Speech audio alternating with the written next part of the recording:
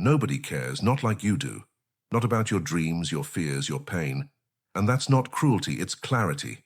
The sooner you stop expecting others to rescue you, the sooner you start saving yourself. This is where Stoic philosophy begins, with ownership, not applause. Marcus Aurelius didn't write to be seen. He wrote to stay aligned. And today, you'll learn why the Stoics believed that when you stop performing for the world, you start becoming who you were meant to be. No audience, no validation, just purpose. Let's begin. Marcus Aurelius ruled an empire and still wrote to remind himself of one truth.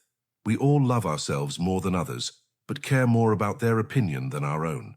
The Stoics didn't seek validation. They sought virtue. They knew that true strength isn't found in how others see you, it's built in silence when no one is watching. The world today floods us with noise, opinions, applause, and distraction. But Stoic wisdom cuts through it. You don't control what people think. You only control how you live. And when you take radical ownership of your mind, your choices, and your path, you become unshakable. Pillar 1. No one is watching as closely as you think. Most people are trapped by an illusion that everyone is watching, that every move, every word, every post is being judged. But the truth, people forget. They scroll past. They're busy with their own chaos. Your life isn't a show. You don't owe the world a performance. Marcus Aurelius reminded himself, don't waste time worrying about what others do or think. Focus on what you control.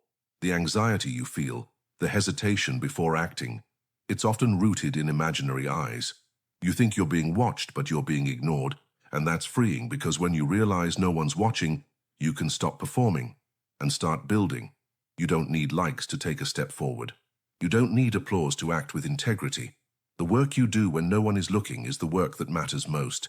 That's where character is forged. That's where self-respect is earned.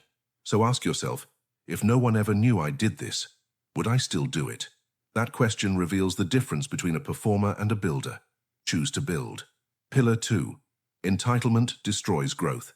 You're not owed support, not because you tried, not because you hurt, not because you exist. That sounds harsh, but it's liberating. Epictetus said, don't wish for things to happen as you want. Wish for them to happen as they do, and you'll live in peace. The Stoic doesn't expect comfort. He prepares for discomfort.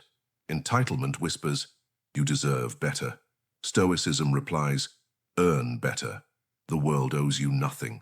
So when it gives you nothing, don't collapse. Build. The absence of help is not injustice. It's a challenge, a test, an invitation to grow. When you let go of entitlement, you stop waiting. You start working, you stop complaining, you start creating. And here's the truth. Everything you build from zero means more. Everything you overcome without applause becomes part of your foundation. You're not helpless, you're powerful, but only if you stop waiting to be rescued and start rescuing yourself. Pillar 3. Own the one thing you truly control. You don't control the economy. You don't control your past. You don't even control how others see you. But you do control one thing completely, your mind. Marcus Aurelius wrote, you have power over your mind, not outside events. Realize this, and you will find strength. The modern world trains us to guard everything except our thoughts. We protect our passwords more than our peace. We defend our image more than our inner world. But the Stoic knows, everything begins in the mind. Clarity, discipline, peace, action, character. If your mind is weak, your life will collapse under pressure. If your mind is trained, you can face anything with composure. So what does ownership mean? It means questioning your thoughts, challenging your reactions, directing your focus like a weapon, not letting it be hijacked by noise. It means treating your attention as sacred, filtering what enters your mind with the same care you filter what enters your body. Because if you don't lead your mind, someone else will. And once you reclaim that territory, you realize something powerful.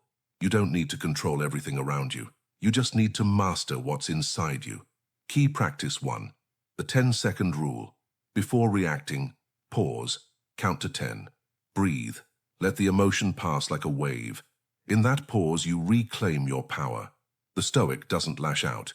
He responds with reason, not reflex. One pause can prevent 1,000 regrets. Key practice 2. 1 hour of solitude. Each day, block out 1 hour. No phone, no notifications, no noise, just you and your thoughts. Journal, reflect, observe. That silence becomes your strength, because the person who can sit alone becomes unshakable in the crowd. Key practice. 3. No comparison hour. Every day, take 1 hour off social media. Use that time to review your goals, not someone else's highlight reel. Comparison kills direction. Focus rebuilds it. Track your own progress. That's the only competition that matters. Nobody's watching as closely as you think. And that's not something to fear, it's the key to your freedom. When you stop performing for the world, you start showing up for yourself. When you stop chasing validation, you start cultivating character. That's the Stoic way. You don't need applause to be disciplined. You don't need recognition to be powerful. And you don't need anyone's permission to begin. So ask yourself, what did I become today? Not what you achieved. Not who approved. What did you become? Stronger, wiser, clearer? That's the only scoreboard that matters. If this message sparked something in you, subscribe to the channel. Why? Because here, you'll find the tools to train your mind consistently. Not just motivation for a moment, but mental strategies you can actually apply. In a world full of noise, we offer direction. In a world full of distraction, we build discipline. If that's what you're seeking, this is your space. So subscribe now and drop a comment below with, "I take full ownership of my life." Let that be your commitment, visible and intentional. And remember, the world may not be watching, but you are, and that's more than enough.